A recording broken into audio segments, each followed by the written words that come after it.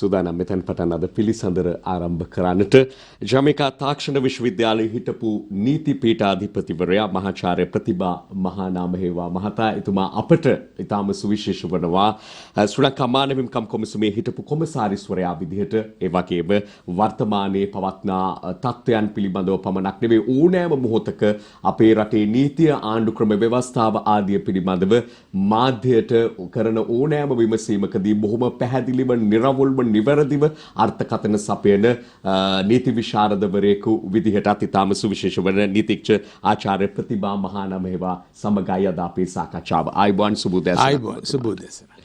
දැන් මම කල්තියාමත් කිව්වා අද ඔබතුමා තමයි හමු වෙන්නේ මොකද ඒ ඊටාම වැදගත් වෙනවා මේ හමුව මහානාමහේවා මහත්මයා මේ දැන් මේ මතුව තිබෙන තත්ත්වයන් පිළිබඳව ඒවායේ ප්‍රවෘත්තිමය වාර්තාකරණය අපිට කරන්නට පුළුවන්. හැබැයි ඒවායේ තිබෙන නීතිමය පසුබිම පිළිබඳව අප ජනතාව විදියට මාධ්‍ය හරහා දැනුම්වත් කිරීම ඊටාම වැදගත් වෙන නිසා. එතකොට දැන් මේ වර්තමාන ජනතා විරෝධයේ සටන් පාඨය ප්‍රධාන වශයෙන්ම තිබෙන්නේ ජනාධිපතිවරයා ඉවත් වෙන්න කියන එක. ජනාධිපතිවරයාට ගෙදර යන්න කියලායි කියන්නේ සරලවම කිව්වොත්. එතකොට ජනාධිපතිවරයා අපි හිතමු මොනියම්ම හෝ ආකාරයකින් ජනාධිපතිවරයා ඉවත් කිරීමක් හෝ ඉවත් වීමක් සිද්ධ වෙනවා නම් ඒ සිදුවිය හැකි කෙසේද කියන එක පිළිබඳව මේ හඬකින් කරන්නට පුළුවන්ද විරෝධයකින් කරන්නට පුළුවන් දෙයක්ද අපි දැනගන්න එක වැදගත්. ව්‍යවස්ථානුකූල ප්‍රතිපාදන කෙසේද?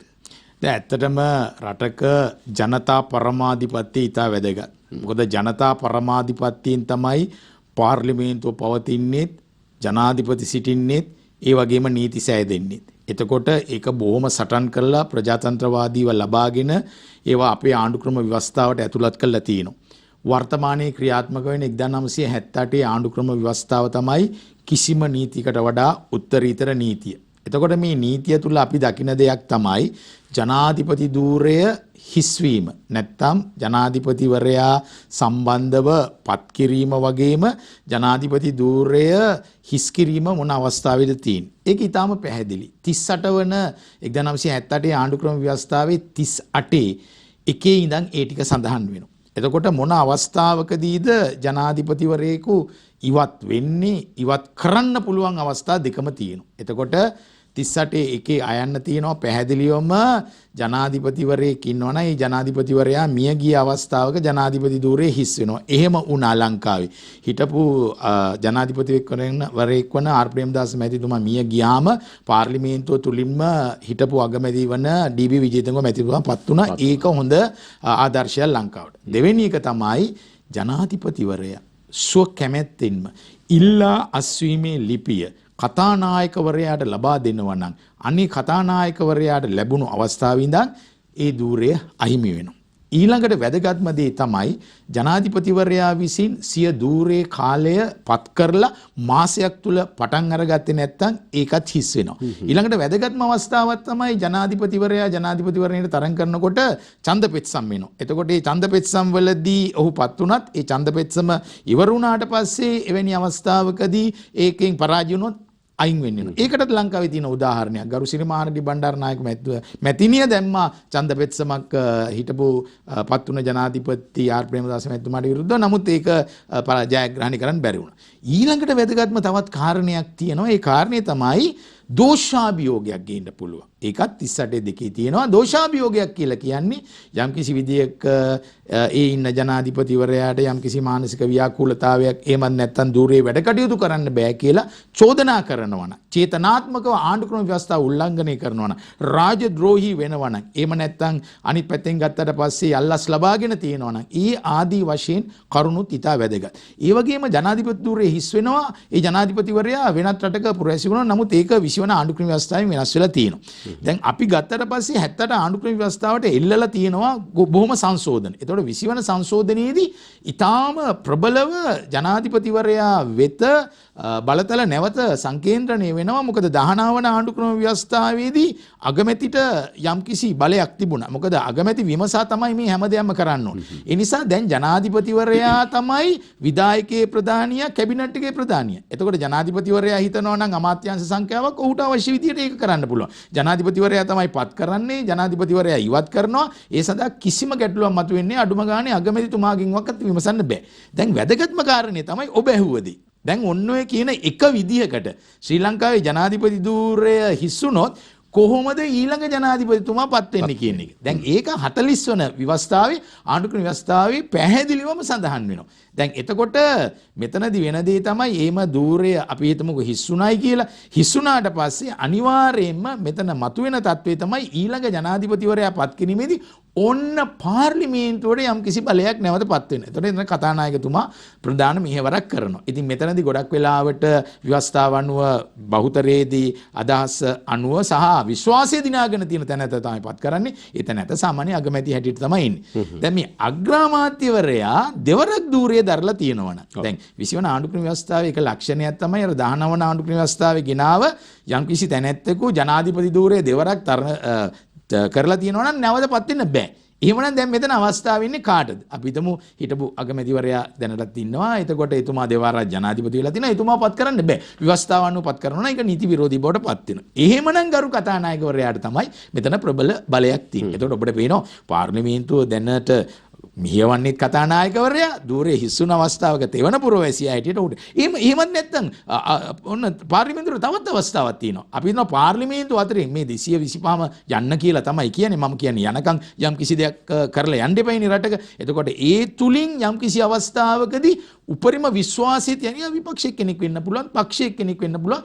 එයාමපත් කිරීමේ හැකියාව තියෙනවා. එතකොට ඔන්න ඕක තමයි නීතිමය පදනම. ඒ නිසා අපි කවුරු හරි ඉවත් කරනවා නම් ඉවත් වෙන්න කියනවා නම් ඊට පසුව එන ධාරාවත් අපි අවබෝධ කරගත යුතුයි. මොකද අපි දන්නවා පුද්ගලයෙක් නෙමෙයි රටක් අස්ථාවර නොකරන යුතුයි. මේ අවස්ථාවේදී ජිනීවා ප්‍රශ්න මාලාවක් ඇවිල්ලා තිනවා. එතකොට IMF එක අපිට ණය දෙනකොට රට තුල වර්ධනය වෙන තත්ත්වය දිගින් දිගටම බලාගෙන ඉන්නවා. එතකොට GSP+ ගත්තත් ඒ වගේ. අද ලෝකයේ අල් ජසීරා නාලිකාවේ පවා ඔබ දන්නවද යුක්‍රේන යුද්ධයට වඩා මේ ලංකාවේ තියෙන සියලුම ඉන්දියාවේ බොහෝම නාලිකාවල ඉන්දියාව ඉතාම රසවත්ව කීදනීය ලෙස ලංකාව දිහා බලාගෙන ඉන්නේ. නිසා ලෝකේ බොහෝම රටවල අද අවධානය ලංකාව. ඉතින් මේක තමයි යම්කිසි විදියකට ඔය කියන සටන් පාට ප්‍රායෝගිකව ක්‍රියාත්මක වුණොත් ඇති වෙන තත්ත්වය. මෙතුමා කිව්වත් වගේ ජාත්‍යන්තරයේ තලු මරමින් මේ අපේ රටේ තත්ත්වය පිළිබඳව රස විඳිනා බව අප අමතක නොකළ යුතුයි කියන එක ඊටාම වැදගත් වෙන කාරණාවක්. ඒතර ඔබ කියපු මේ මුල් කාරණා ටික ගත්තාම මේ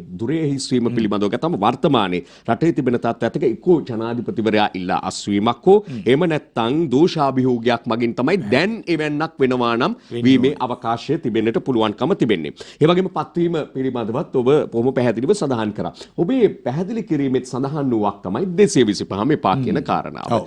දැන් ඒක පහුගිය කාලයේ තමයි වඩාත්ම උත්සන්නව තිබුණේ. ඊට පස්සේ මේ ආපු විරෝධයේ මූලිකව මතුනේ ජනාධිපතිවරයාට විරෝධයක්. ඒකට ආණ්ඩු විරෝධයක්. මේ ආණ්ඩුව තුල විශේෂයෙන් ඉන්න රාජපක්ෂ පවුල පිළිබඳ විරෝධයක්. මේවා තමයි අපිට වඩාත්ම දකින්න ලැබෙන්නේ. නමුත් ඒ අතරේ නැවතත් දැන් මතුවෙනවා මේ 225 පිළිබඳව ඊයේ පාර්ලිමේන්තු විරෝධයේත් අපිට දකින්නට ලැබුණා. ඒකම එක කරුණක් කියන්නේ මේ 225ට විරුද්ධයි කියන්නේ බාර් ලයිසන් තියෙන අය කීයක් ඉන්නවද?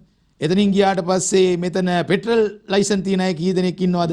ෂෙඩ් ලයිසන් විවිධ ලයිසන් වැලි ලයිසන් තියෙන අය කී දෙනෙක් ඉන්නවද? ජනතාවට මේක එපා වෙලා තියෙන්නේ. එතනින් ගියාට පස්සේ ඔය භූමිතෙල් බලපත්‍රයක් තිබ්බයි කියලා 1977 මේ චන්දෙන් පතුන ඇල්බර්ට් සිල්වාට ගෙදර යන්න ඕන. අද ගෙදර යන ඔක්කොම යන්න ඕන. ඕ ලෙවල් සමත් කී දෙනෙක් ඉන්නවද? ඒ ලෙවල් සමත් කී මේක හරි විහිළුවක්. සිංගප්පූරු කැබිනට් මණ්ඩලය ගන්නකො. සිංගප්පූරු කැබිනට් මණ්ඩලය ගත්තොත් සිංගප්පූරුවේ ඉන්නේ කැබිනට් මණ්ඩලය ඉතාම සුළු ප්‍රමාණයක් ඒ හැම දෙනාටම විශ්වවිද්‍යාල උපාධියක් තියෙනවා.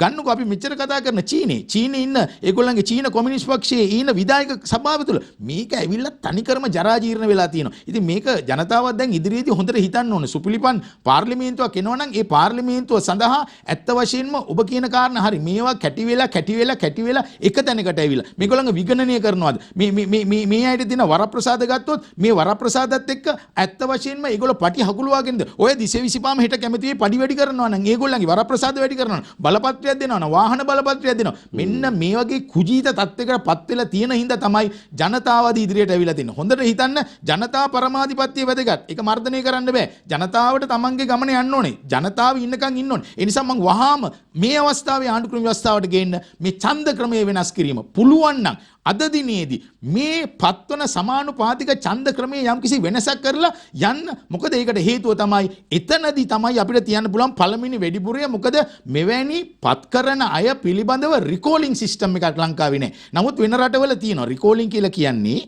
අපි മന്ത്രിවරයෙක්ව පත් කරනවානේ. පත් කරාට පස්සේ මොකද වෙන්නේ? ඒ മന്ത്രിවරයා ඉවත් කර ගැනීමේ ප්‍රතිපාදන කිසිවක් නැහැ. බොහොම අමාරුයි. ඒ රිකෝලින් එක දෙන්න ඕනේ. අනිත් එක මතක තියාගන්න මේ සමානුපාතික ක්‍රමයේ යටතේ යම්කිසි മന്ത്രിවරයෙක් පත් වුණොත් ඔහු අවිස්සාවේල්ලේ ඉඳලා ඔහු උතුරු කොළඹ දක්වා සියලු දෙනාටම දැන් මේකේ වගකීමක් නැහැ. මෙන්න මේ ආණ්ඩුක්‍රම ව්‍යවස්ථාවේ තියෙන වරද තමයි 72 නොතිබුණු අලුතින් දාලා කාටත් වග නොකියන තත්වයකට පත් කරනවා. විපක්ෂය කරන්නේ විවේචනය කරමින් යනවා. එතකොට ඒගොල්ලන් රට බාර අරන් කරනවා නම් ඒගොල්ලන්ගේ මේ පද්ධතියට උදව් කරයි. එතකොට එවැනි අවස්ථාවකට අද රටපත් වෙලා තියෙනවා. මේක හිතන්න ඊටාම අභියෝගාත්මක තත්වයක්. මේ අභියෝගාත්මක තත්වයෙන් එළියට ගන්නත් පුළුවන් ජනතාවට විතරයි. මොකද ජනතාව තමයි මේ අය පත් කරේ. ජනතාවටත් ඒ ඉවත් කිරීමේ බලය දී යුතුයි කියන එක තමයි.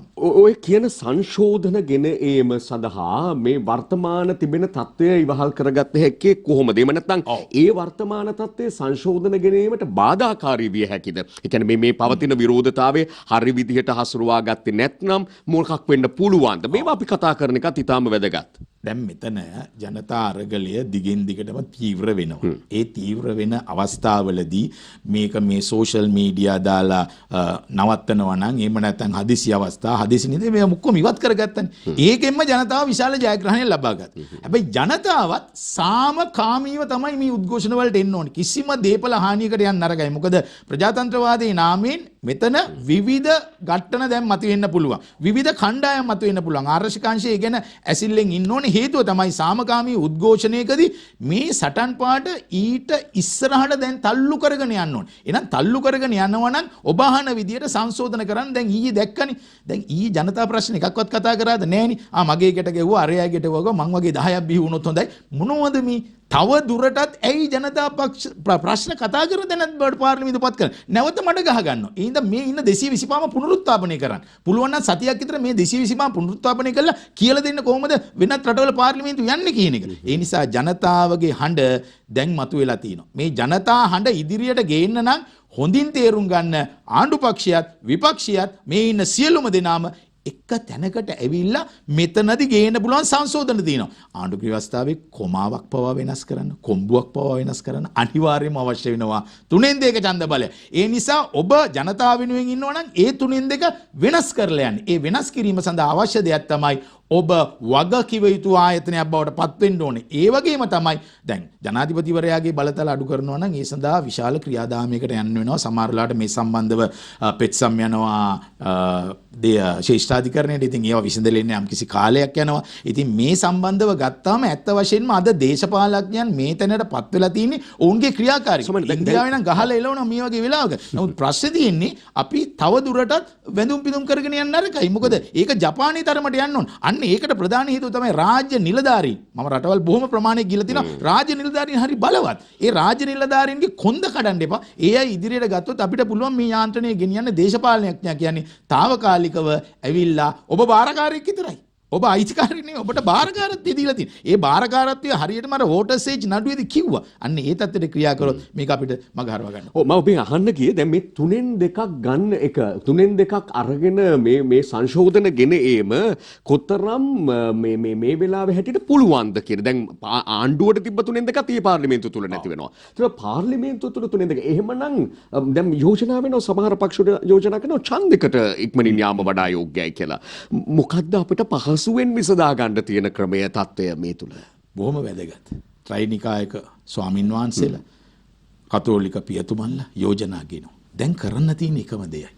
කරන්න තියෙන දේ තමයි අන්තර්කාලීනව මං කියන්නේ ආණ්ඩුවක් නෙමෙයි. අන්තර්කාලීන පාලනයකට. මේ පාලනය සඳහා සියලු දෙනාම වග කියන්න ඕනේ. එතකොට විපක්ෂයට ගැලවිලා යන්නත් බෑ. අනිත් පක්ෂවලට ගැලවිලා යන්නත් බෑ. සියලු දෙනාම අන්තර්පාලන කාලයකට තමන්ගේ දේශපාලන මතවාද නෙමෙයි රටේ තියෙන ප්‍රශ්න ටික විසඳා ගැනීම සඳහා.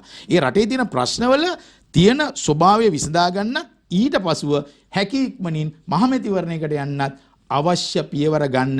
මේ 6 වෙනිදායි 7 වෙනිදායි කාලේ වියදම් කරන්න එපා. මේ වගේ මේ වටිනා කාලයක් ඔබ මේ තත්ත්වයට යන්න ගිහිලා නැත්තම් මඩගගා අනිත් අය වෙනුවෙන් විවේචන කර කර ඉන්න කාලයක් නෙමෙයි. ජනතාව නැගිටලා ඉන්නේ. ජනතා ප්‍රශ්න විසඳීම සඳහා 6-7 යොමු කරන්න කියලා අන්න ඔය සටන් පාටයි ගේන්න ඕනේ. එතනින් තමයි අපිට ඉදිරියට යන්න පුළුවන්. නැත්තම් මේ එක තැන අපි හිර වෙලා ඉන්නේ. ඔව් අද හෙට දවස් එකේ පාර්ලිමේන්තුවේ සිදුවිතු වැදගත් දේ පිළිබඳව මහානාම හේවා මහත්මයා මතු කරන්නේ. ඔය එක්කම දැන් මේ මහචන්දයකට යනවා නම් මාසයක් ඇතුළත උනත් යන්න පුළුවන් කියලා විපක්ෂය ඇතැම්මයි කියනවා.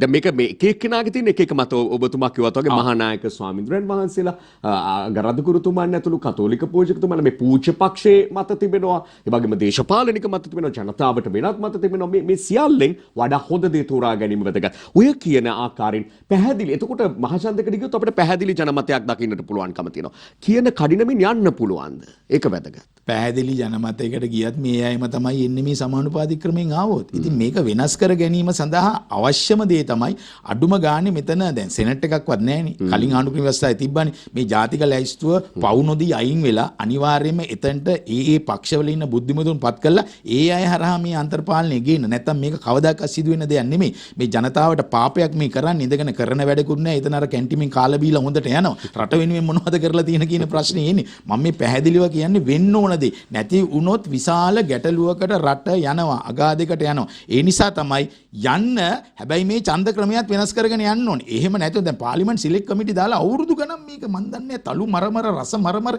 එයි මෙච්චර මේ ඇද යන්නේ. මේක තියෙනවනේ යම් කිසි තැනකට ගෙනල්ලා එතන ඉඳන් රට ඉදිරියට ගෙනියන්න හිතන්න මේක අනිවාර්යයෙන්ම දරුණු තැනකට ගෙනියන්න එපා. 88 89 වගේ තැනකට ගෙනියන්න එපා. තරුණ හඬට කන් දෙන්න. තරුණයන්ට කන් දීම සඳහා ඔබ කියවන්න තරුණ අසහනීය සෙවීමේ කොමිෂන් සභාවක් දාලා ඒක හෙව්වා. 88 89 කාලේ. ඒකේ තියෙන නිර්දේශ අදටත් බලංගුයි. තරුණ පාර්ලිමේන්තුවක් තියෙනවා. මේ පාර්ලිමේන්තුවට වැඩිය හොඳයි. තරුණ පාර්ලිමේන්තුවට බලය දුන්නා. ඉතින් මෙන්න මේ තත්ත්වයට එක්ක යන්න ඕන. ජනතාව මේ පාර බුද්ධිමත්. ජනතාව හොඳින් හිතලා බලන්න. දෙන ටකරන් එකටද එහෙම නැත්නම් ගඩොල් ටිකද නෑ ප්‍රතිපත්තියක් හදාගන්න. දැන් අපි දන්නවා ප්‍රතිපත්තියක් හදාගන්න නම් ප්‍රශ්නයක් ඇවිල්ලා තියෙනවා. නැවත පෙට්‍රල් මිල, තෙල් මිල දැන් මේවට වග කියන්න ඕනේ මේ ඇමතිවරු. එක්කෙනෙක් කියනවා තෙල් මිල වැඩි වෙන්නේ නැහැ කියලා. එක්කෙනෙක් කියනවා තෙල් මිල වැඩි වුණොත් හොඳයි කියලා. එක්කෙනෙක් කියනවා බවුසර් හරවල යනවා. මේ ජනතාව මොකද පිළිගන්නේ? ඇයි වග කියන්නේ? දැනුත් දෙනවා නම් දැනුත් ගන්නවලු කැබිනට් මණ්ඩප. මෙච්චර කෑදර තනකට මේ රට පත් කරන්න එපා. මේ රට ප්‍රතිපත්ති මේ රටක් හැටියට ගෙනියන්න සියලු දෙනාම දායක වෙන්න ඕනේ. නැත්නම් ජනාධිපතිතුමාට එන ගැසට් ගහනවා ගැසට් අයින් කරනවා. දැන් උන රසායන ප්‍රෝඩ ආයිමත් දීලා තියෙනවා. ඕක අදද කරන්න තිබ්බේ.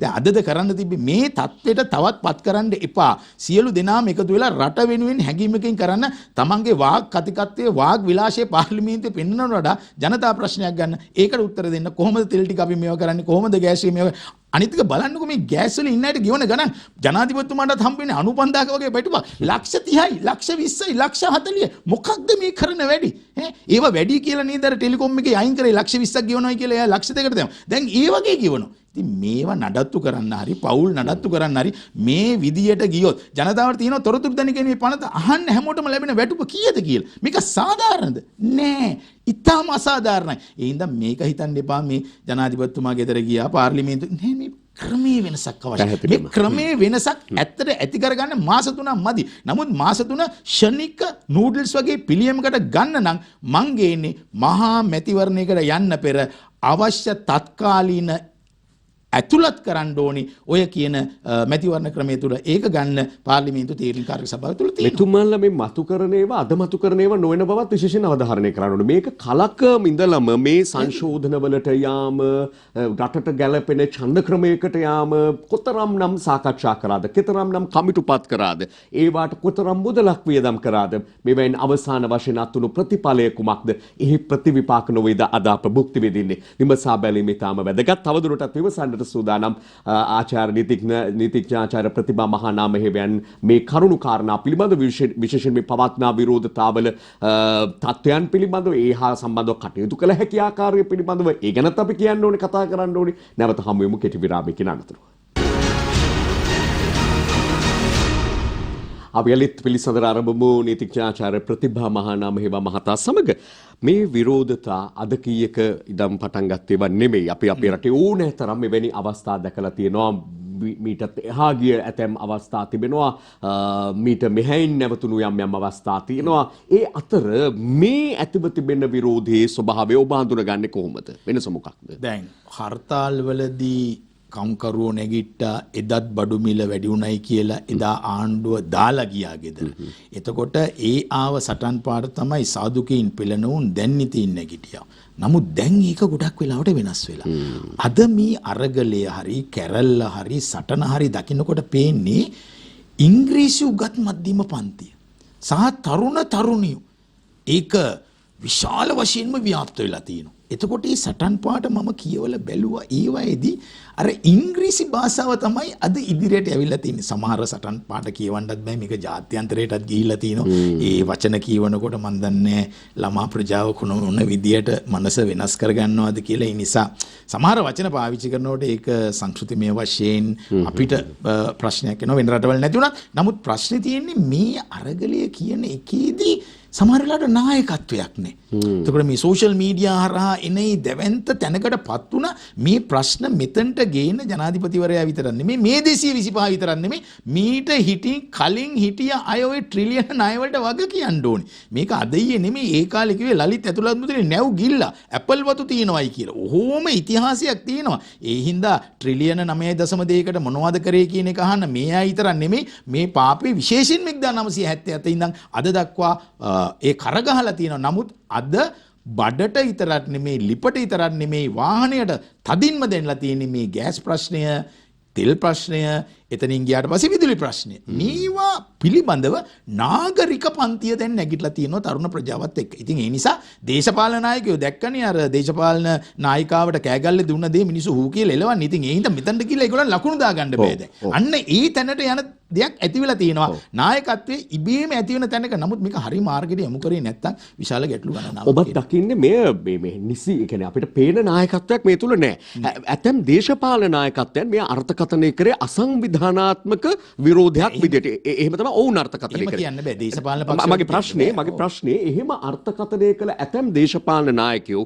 ඊ අපි දැක්ක පාර්ලිමේන්තුවෙන් පිටතට ඇවිල්ලා මලිලෝක කරගෙන යන්න කියලා ඔවුන්ට සහාය පළ කරන ආකාරයක් අපි දැක්ක. එතකොට මෙතන තියෙන ක්‍රියාත්මක වන යම් දේශපාලනයක් නැහැ කියන්න බැරි බවක් පේනවා අපිට. ඔබ ඒක දකින්නේ කොහොමද? මම ඒක දකිනවා මොකද එහෙම ඒ ආකාරයට ඒ හිතවත් කොටස් වලට ගිහිල්ලා ඕක කිව්වා මිස හැමතැනටම යන්න බෑ. දැන් සටන් පාට බලන්නකෝ දැන්. ඒ කියන්නේ ජනාධිපති ගෙදර යන්න කියනවා වගේ විපක්ෂ නායකලත් ගෙදර ඉන්න කියලා කියනවා. 225ට මොයේ කියනවා. ඒ හින්දා ඒගොල්ලන්ට ඒ වගකීම් බැලවෙන්න බෑ. ඒ අයත් පරිවාස ආණ්ඩුවල හිටියා. පරිවාස ආණ්ඩුවල ඉඳලා කෘෂිකර්ම ඇමතිලා හිටියා. ඉතින් ඒවා හොඳින් හොයලා බලන්න ඕන. නමුත් ලංකාවේ ප්‍රධාන දේ මේ විගණනයක් නැති එක. පාර්ලිමේන්තුවේ වත්කම් බැරකම් ඒ කාලේට විතර නෙමෙයි ඉදා ඉඳන් මේ පුස් සයිකලෙන් එන්නේ මාලිගා ගහන්නේ. ඒතකොට කොහොමද මෙතනට ගියේ? ඇයි අදට මේ තත්ත්වෙට ගෙනාවේ? අන්න ඒකයි වෙලා තියෙන්නේ. අපි ඔය ගැන කතා කරමු. මට නමුත් පුංචි අවස්ථාවක් දෙන්න ඔබෙන් විමසන්නට ඕනේ මේ විරෝධතා පිළිබඳ අපි කතා කළ නිසා විරෝධතාවල යෙදෙන අය දැනුම්වත් කිරීමත් මෙතනදී ඊටාම වැදගත් වෙනවා. කොහොමද අපි නිවැරදි දිශානතියක යන්නේ මේ විරෝධයේදී? මොනවද කළ යුත්තේ මොනවද නොකළ යුත්තේ? කියන්න පුළුවන් ඔබ වැනි අයෙකුට හොඳට. බොහොම හරි. සාමකාමීව පාගමනකට උද්ඝෝෂණයකට මුළු ලෝකෙම ඉඩ තියෙනවා. ඒ අපි 1960 සිවිල්ලා දේශපාලන අයිතිවාසිකම් සම්මුතිය අත්සන් කළා තියෙනවා. 1978 ආණ්ඩු ක්‍රම වශයෙන් 14 එක රැස්වීම පැවැත්වීම, පෙළපාලියාම, එතනින් ගියාට පස්සේ භාෂණයේ නිදාස, ප්‍රකාශනයේ නිදාස විතරක් නෙමෙයි ශ්‍රේෂ්ඨාධිකරණ නඩු තීන්දුවලින් දේශපාලන උද්ඝෝෂණ ජනഘോഷා කියලා. මේ ආණ්ඩුවේ ඉන්න අයම තමයි විපක්ෂයේ ඒ කාලේ කරේ නවගමුව දේවාලිගාව. එතකොට මේ ජනഘോഷා, පාදයාත්‍රා ඒවා ඔක්කොම තිබ්බ තැන. ඒ නිසා ඒක ආණ්ඩුවකට මර්ධනය කරන්න බෑ. ඒ තුලින් යමක් ඉගෙන ගත යුතුයි. දැන් මෙතන තියෙන දේ තමයි අපි භාෂණය හා ප්‍රකාශනයේ නිදහස පාවිච්චි කරනකොට අන්‍යයන්ට හිරිහැරයක් වෙන්නත් බෑ. දේපොළ වලට හිරිහැර කරන්නත් බෑ. ජනතාව දැනගත යුතු දෙයක් තමයි ඔබේ නිහඬ විරෝධය ඉතා වැදගත්. මේ නිහඬ විරෝධය තුලින් යමක් පාලකයන්ට කියවෙනවා ඔබට නැවත මේ තැනට එන්න බෑ. ඒ හින්දා රටක් හදලා යන්න. ඒ නිසා අපි කල යුත්තේ සාමකාමීව ඒ කරන උද්ඝෝෂණයක් හරි වෙන්න පුළුවන්, පාගමනක් හරි වෙන්න පුළුවන්. කාටවත් දේපල හානි හෝ ජීවිත හානි කරන්න බෑ. එහෙම කරොත් ආරක්ෂක අංශවලට පොලිසියට ක්‍රියාත්මක කරන්න පැහැදිලි වෙනවා. ඒ අයත් මේ අපි දැක්ක කිසිම මර්ධනයකට යම් තැන්වල ගියාට, නමුත් සමහර තැන්වලදී ඒගොල්ලෝ ඒ සහාය කියන්නේ ඒගොල්ලන්ට දෙන්න පුළුවන් මට්ටමින් දුන්නා. මොකද බඩගින්න දැනෙන්නේ ආරක්ෂක හමුදාවන් ජනතාවට විතර නෙවෙයි, ආරක්ෂක හමුදාවට දැනෙනවා. ඉතින් ඒ හින්දා අපි හික්මීමකින් විනයකින් මේ දේ කළ යුතුයි. නමුත් මෙය කඩාකප්පල්කාරී ක්‍රියාවක් දක්වා නොයා යුතුයි. එහෙම ගියොත් ගැටලුවක් එනවා. මොකද අපි දන්නවා කොහෙන් එක්රැස් වෙනවද නායකත්වය. දැන් මේක ඇවිල්ලා අදෘශ්‍යමාන විදියට එනවා දේශපාලන පක්ෂ වලට කරගන්න බැරි විදියට. දේශපාලන පක්ෂ වලටත් යම් පිරිස් ඉන්නවා. ඊට වඩා විශාල පිරිසක් දැන් මේ වටා කේන්ද්‍රගත වෙනවා. ඒ කේන්ද්‍රගත වීම ජනතාවගේ තියෙන ප්‍රශ්න තමන්ගේ වාසියට යොදාගෙන දේශපාලන බලය පාවිච්චි කරලා බලයට එීමට නෙමෙයි තියෙන්නේ. ඒවට උත්තර සපයන්න ඕනේ. මම හිතනවා ජනතාව අවදිවත් කියලා. ඒ හින්දා තමන් ජීවිත හානි, දේපල හානි සහ කාටවත් හානියක් නොකරන පරිදි ඒ දේවල් කරන්න ආණ්ඩු ක්‍රම ව්‍යවස්ථාවේ නීති අනුකූල බලය දීලා තියෙනවා. විනාශ කිරීම කර ගැනීම පහසුයි, ගොඩනැගීම තරම්ම පහසු වෙන්නේ නැහැ. ඒක බොහොම අපහසු. ඒක කාලයක් මුළුල්ලේ වන්නක් විනාශ කරන එක මොහොතකින් කරන්න පුළුවන් දෙයක්. එතකොට අපිට මේ සරලව පහදා දෙන්නකෝ ඔබතුමා මේ වගේ කටයුතු වලට හවුල් වුණොත් ඒ අයට විරුද්ධව කොහොමද නීතිය ප්‍රතිපාදන දෙන්න කටයුතු කළ හැකි ආකාරය පිළිබඳව. පැහැදිලිවම. දැන් භාෂණයේ නිදහස, රැස්වීමේ නිදහස, සංගමයේ නිදහස ඒවා ආණ්ඩුක්‍රම ව්‍යවස්ථාවෙන් දීලා තියෙනවා. හැබැයි ආණ්ඩුක්‍රම ව්‍යවස්ථාවෙන් තියෙනවා සීමා. අන්න ඒකත් අපි හිතන්න ඕනේ. ඒ සීමා ඊටාම පැහැදිලිව 15 වෙනි ව්‍යවස්ථාවේ තියෙනවා. ජාතික ආරක්ෂාව, රාජ්‍ය ආරක්ෂාව, මහජන සෞඛ්‍ය. මේක අපේ විතර නෙමෙයි එක්සත් ජාතීන්ගේ සංවිධානයේ සියලුම සම්මතීන් වල මේ සීමාවන් තියෙනවා. එතකොට මේ සීමාවන් වලට යටත්ව තමයි අපි කරන්න ඕනේ. නමුත් මේ සීමාවන් උල්ලංඝනය කරොත් පොදු දේපල පනත කියලා තියෙනවා. ඒ පොදු දේපල පනත යටතේ අපපවා ලැබෙන්නේ නැහැ. පොදු දේපල පනත යටතේ ඒවට හානි කරොත් අනිවාර්යයෙන්ම නඩු පෙවරීම කරන්න ඕනේ. එතකොට දැන් රටේ හදිසි නීතියක් නැහැ. රටේ තියෙන්නේ සාමාන්‍ය නීතිය, දණ්ඩ නීති සංග්‍රහය සහ අනිකුත් පොදු දේපල පනත තමයි මෙතනදී වැදගත් වෙන්නේ. එතකොට යම්කිසි විදියකට ඔබ දැනුවත්ව හෝ නොදැනුවත්ව ගලක් අතට ගන්න ඉස්සෙල්ලා දෙවරක් හිතන්න මේ ගල මම පාවිච්චි කරනවද බිම හෙලනවද? මේ ගල පාවිච්චි කළා යම්කිසි දේපලක් හානි කරොත්, ජීවිත හානි කරොත් ඔබට අනිවාර්යයෙන්ම දණ්ඩ නීති සංග්‍රහය අනුව ඒ තියෙන දඬුවම් ලැබෙනවා. ඒ වගේම තමයි තුවාල කිරීම සම්බන්ධවත් පොදු දේපල පනතේ ලැබෙනවා. ඔබ ඊට වඩා කෙනෙක්ගේ මානව හිමිකම් නැති කරනවා. ඔබ ඒ කරන ප්‍රහාරය තුළ ඒ තැනැත්තව ක්‍රූර, අමානුෂික, අවමන් සහගත වද වේදනාවට පත් කරනවා. අපි දන්නවා විධායක ක්‍රියාවලියකින් තමයි මූලික මිනිස්කම් යන්න පුළුවන්. නමුත් වගකීම් කියලා තියෙනවා. හොඳට මතක තියාගන්න. මානුෂික වගකීමක්. මටත් වගකීමක් තියෙනවා. මම නිදහස් අධ්‍යාපනයෙන් සම්පූර්ණ ඉගෙන ගත්ත එක්කෙනෙක්. ඉහළට යනකම් නිදහස් අධ්‍යාපනය. මට වගකීමක් තියෙනවා ජනතාව දැනුවත් කිරීම. අධ්‍යාපන අයිතිය. මෙන්න මේ වගේ සියලු දෙනාම එකට එකතු වෙලා මේ ගැන කතා කරනවා නම් අපි පොල්ලක් අරගෙන කාට හරි ගහනවා නම් ගහන්න ඉස්සෙල්ලා දෙපාරක් හිතන්න මම යාගේ මිනිස් අයිතිවාසිකම් උල්ලංඝනය කරනවා. අනිත් පැත්තෙන් මටත් එනවා ප්‍රතිවිය. ඔබට තියෙනවා මේ ජීවිත ආරක්ෂාවේ අයිතිය. self defense කියන ආත්ම ආරක්ෂාව. ඔබට කවුරු හරි ගහන්න එනවනේ ඒක වෙනම කතාවක්. ඒ සදා තමයි ආරක්ෂක හමුදා ඉන්නේ. පැහැදිලිවම ආරක්ෂා හමුදාව පොලිස් දෙපාර්තමේන්තුවේ මේ සම්පූර්ණ වගකීම තියෙනවා රට ආරක්ෂා කර ගැනීම. ජනතාව හැටියටත් සාමකාමී උද්ඝෝෂණයක් තුළ ඉතාම වැදගත් දේ තමයි ජාත්‍යන්තරයේ කීර්තිය ශ්‍රී ලංකාවට එනවා. ඒ ඊටම වැදගත් වෙන කාරණා මොකද අද ප්‍රධාන සිරස්තල අතර පේරු රාජ්‍යයේ ඉන්ධන මිල මේ අපේ වගේ මේ ඉන්ධන මිල ප්‍රමුඛ කරගත්තු ජන අරගලයක් විරෝධයක් දැඩි ලෙස ක්‍රියාත්මක වෙනවා. ඒ පිළිබඳව අවධානය මේ අපේ රටේ පමණක් නෙවෙයි මේ වෙනකොට රටවල් ගණනාවක මේ ආකාරي තත්ත්වයක් දකින්නට පුළුවන්. ඒ එකම ඔබ මතු කරපු කාරණාව අවසානයේ ඊටම වැදගත් වෙනවා. මොකද ආරක්ෂකාංශ වලටත් මේ විරෝධතාවවල යෙදෙන අය කියන කතා අපට ඇහෙනවා. ඔබ ඉන්නේ අපිව රකින්න, ඔවුන්ව රකින්න නෙවෙයි කියන එක. නමුත් ආරක්ෂකාංශ ඊටම සුවිශේෂ කාර්යභාරයකට කරනවා. මේ දෙපාර්ශ්වයේම මැද ඉඳගෙන ඔවුන් කරන්නේ ලේසි පාසු කටයුත්තක් නෙමෙයි. මේ සියල්ලට සහාය වැදගත්. ඒ වගේම අනුන්ගේ මානව හිමිකම් කඩ කිරීම පිළිබඳව කතා කරද්දී අපි අපේ අතින් මානව හිමිකම් කඩ කරනවා නම්, ඒ වගේම ගෙදරට තමන්ගේ කාර්යාලයෙන් මේ පෑනක් හරි කොලයක් හරි හොරෙන් ගෙනහිලා අපි අනුන්ගේ හොරකම ගැන කතා කරනවාද කියන එක ගැනත් විමසිලිමත් වීම ඉතාම වැදගත්. මේ සියල්ල අතරේ අපි දකින්න ලැබුණ පහුගිය කාලේ යම් රැලිවල රැස්වීම් වල කියනවා මේ අවුරුදු 2කමාරක් ඉන්නේ නැතුව ජනාධිපතිවරයා යවන්න, අවුරුදු 3ක් ඉන්නේ නැතුව මහාචන්දක යන තව ක්‍රම තියනවා කියලා. එහෙම ක්‍රම තියනවාද මේ රටක් වෙනස් කරන්න පුළුවන්? ඇත්තටම මෙතනදී වැදගත් වෙන තවත් කාරණයක් තමයි වෙන ක්‍රම කියන එක ගන්නකොට මම මේ වචනේ හරිද දන්නේ පාවිච්චි කරන එක විප්ලවය. ඒක 1917 සෝවියට් රුසියාවේදී වුණා. නමුත් අද යන්නේ වෙනම සයිබර් විප්ලව. ඒ විදිහට එහෙම වෙනස් කිරීම දෙයක් තියෙනවා. ඒ වගේම 1972 දී අපි දැක්ක 70 ආණ්ඩුක්‍රම ව්‍යවස්ථාව හදනකොට කිරීටෙන් අපි කොහොමද වෙන්නුනේ? එතන නීතිමය න්‍යායක් තියෙනවා, කෙල්සන් න්‍යාය කියලා මුළු ව්‍යවස්ථාදායක සභාවම එකට ඉඳගෙන තමයි ඒ දෙක කරේ. ඉතින් ඒවා සඳහා යම්කිසි කාලයක් යන ක්‍රම. නමුත් මෙහෙම දෙයක් තියෙනවා. දැන් අපි විසිරුවා හැරීමක් ගැන කතා කරනවා නම් ඇත්තටම ජනාධිපතිවරයා සමහර වෙලාවට ඊට කලින් ඡන්දවලට ගිය අවස්ථා තියෙනවා. හරිද? දෙකමාර යනකම් විසන්න බෑ. නමුත් 71 එක කියලා වගන්තියක් තියෙනවා ආණ්ඩුක්‍රම ව්‍යවස්ථාවේ. 71 අවසානයේදී තියෙනවා සියලුම එතන කියනවා පාර්ලිමේන්තුවේ යෝජනාවක් සම්මත කරගෙන ඒ යෝජනා සම්මතය ලබලා දීලා කතානායකවරයා හරහා ජනාධිපතිවරයාට ලබා දුන්නොත් ජනාධිපතිවරයාට දෙකමාරක් ඉන්න ඕනේ. දැන් පුළුවන්. සම්මත කරන්න යෝජනාවක් පාර්ලිමේන්තුවේ මේක විසිරුවා හැරින්න ඕනේ. මේක විසිරුවා හරින්න කියලා මේක සභා සම්මත කරන්න මේ අනවශ්‍ය වාද විවාද කරගන්නේ නැතුව ඒක ඊට පස්සේ ජනාධිපතිවරයාට දුන්නොත් ජනාධිපතිවරයාට පුළුවන්. ඒ කියන්නේ දෙකමාරක් ඉන්න ඕනේ. හොඳ ඒ අතරේ දැන් බරපතලව නැගෙන මේ විරෝධතා වල අපිට ඇහෙන දෙයක් තමයි මේ වංචාව, හොරකම, අල්ලස දූෂණය පිළිබඳව සෑහෙන කතා වෙනවා. ගසා කෑම් පිළිබඳව කතා කරනවා. මේවා පිළිබඳව ක්‍රියාත්මක වීමට ප්‍රමාණවත් ආකාරයෙන් නීති ප්‍රතිපාදන තිබෙනවාද කියන එක ජනතාව අහන එක. එහෙම නැත්නම් විශ්වාස තියාගන්න පුළුවන්ද? දැන් 19න් 20ට එනකොට සමහර කොමිසම අහෝසි වෙනවා. ඒවා ඇතුළත මේ දේශපාලනඥයන් පිළිබඳව තීන්දුව ගැනීමට ප්‍රමාණවත් ආකාරයේ ප්‍රතිපාදන තියෙනවාද? පැති දෙකක් තියෙනවා. නීතියයි ප්‍රායෝගිකත්වයයි සමාජ තත්ත්වයයි සත්ත පහක විශ්වාසයක් නැහැ දේශපාලනඥයන් ගැන. විශ්වාස කරන්නේ ඔබට අද විවෘත කිරීමකට යන්න බැරි තැනකට පත් වෙලා තියෙනවා. මොකද හේතුව ජනතා හඬ වැදගත්. ජනතාවට සවන් දෙන්න, ජනතාවත් එක්ක කතා කරන්න සංවාද වලට යනකොට. දැන් මූලික වශයෙන්ම මෙතන අපිට දෙකක් නැති වුණා. ඒකේ වැදගත්ම එක තමයි ප්‍රසම්පාදන කොමිසම කියන එක. එතකොට ඒවයි වීදම් කරනකොට අපි දන්නවා ප්‍රොකියුමන්ට් හරහා යනවා. ඒක අපිට නැති වුණා. නමුත් 19න් හඳුන්වලා දුන්නත් ඒ ඇත එක කරන්නේ. අනිත් එක තමයි විගණන කොමිසම. මෙන්න මේ දෙක නැති එකේ පාපය තමයි අපි ගෙවන්නේ.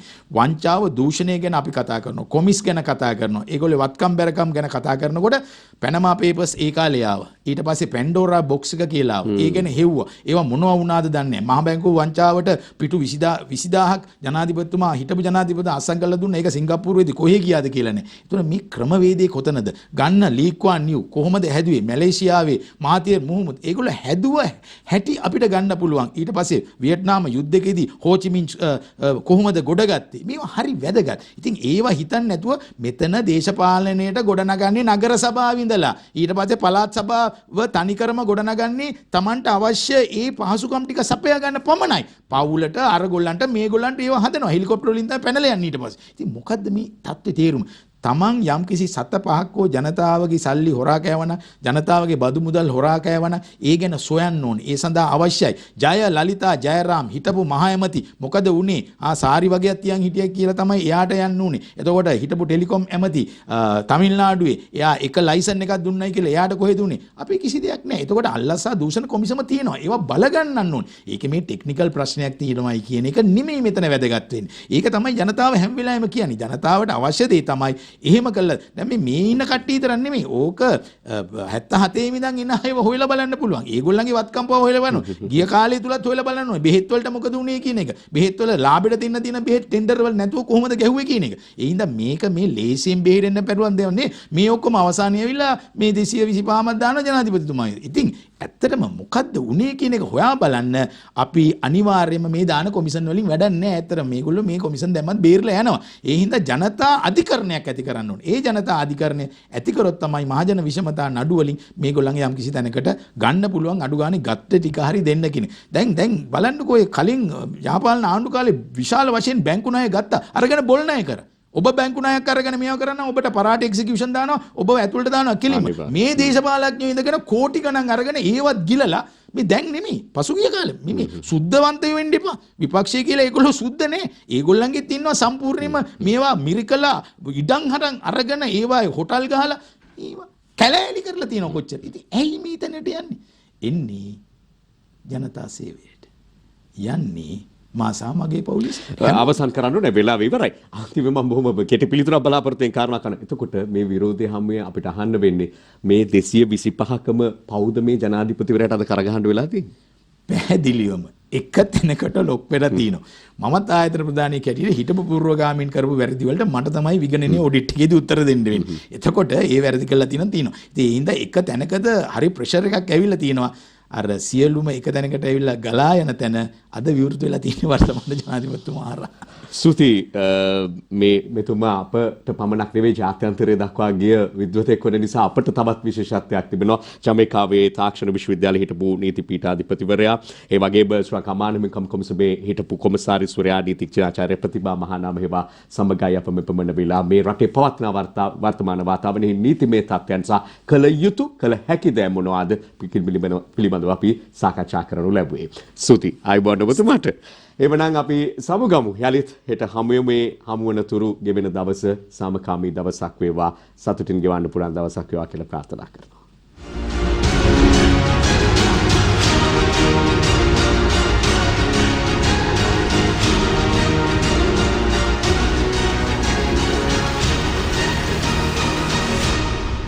දිනපතා අලුත් වීඩියෝ සහ ප්‍රවෘත්ති නැරඹීමට ඉහත බටන් එක ක්ලික් කර සියත TV සබස්ක්‍රයිබ් කරන්න.